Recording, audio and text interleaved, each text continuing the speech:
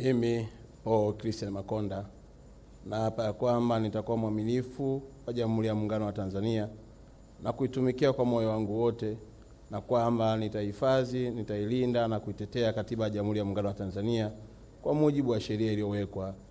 Mwenyezi Mungu nisaidie.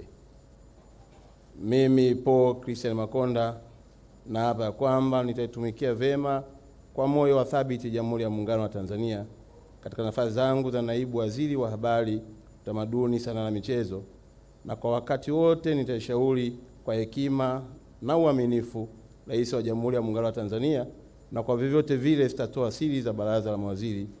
Mwenyezi Mungu nisaidie.